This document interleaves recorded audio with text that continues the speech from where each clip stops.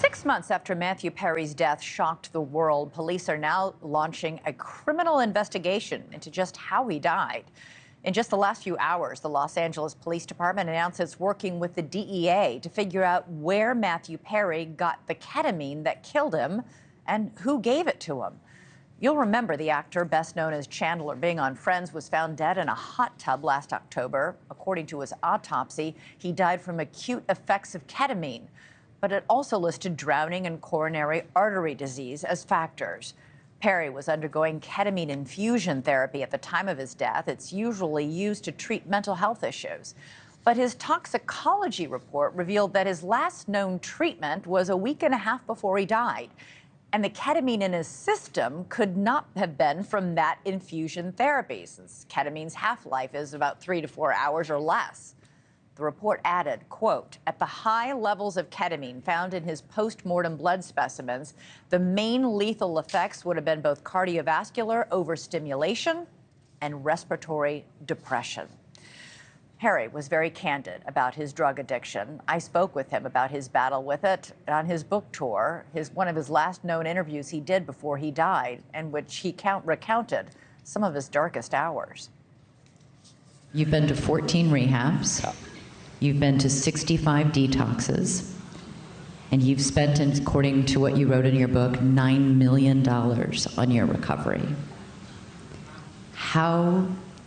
Talk about how both those things can be true. A lot of people have said to me, if hard work and muscling it in would get you sober, you would have been sober 20 years ago.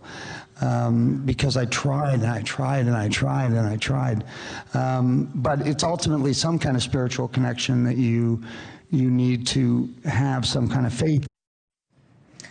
Joining me now is Dr. Jeffrey Swisher, the chair of the Department of Anesthesiology at California Pacific Medical Center, and Michael Brown, a former senior DEA special agent. Great to have you both here. Michael, why did the DEA and the police wait 6 months to launch this investigation? Well, I suspect that the investigation started much earlier. I think they're just at a point now where they have developed some credible evidence that will allow the investigation to move forward. Ketamine is a Class 2 drug. How common is it on the street, Michael?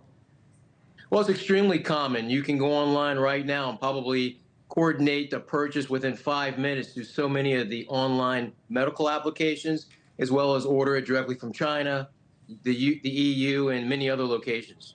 Dr. Swisher, is the ketamine that you buy on the street different from the ketamine that Matthew Perry was getting from his doctor?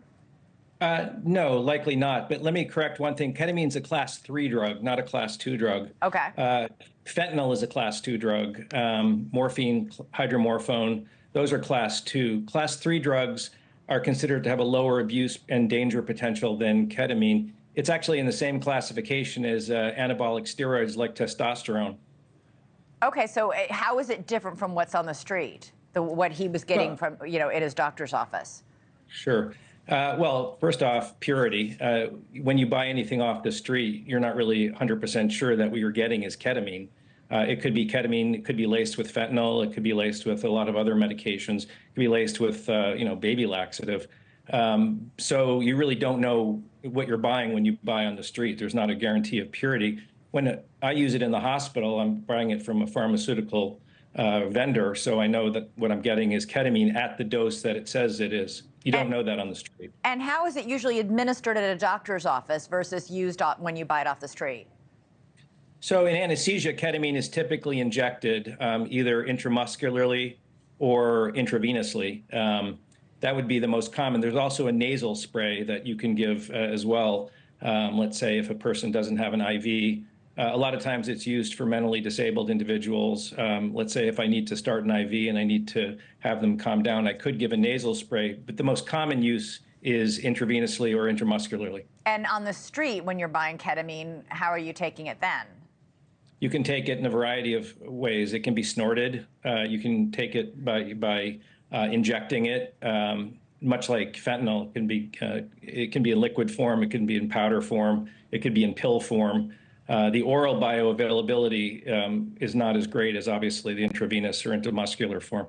Thanks so much for watching. Just go to joinnn.com to find NewsNation on your television provider. And don't forget to click the red subscribe button below to get more of NewsNation's fact-driven, unbiased coverage.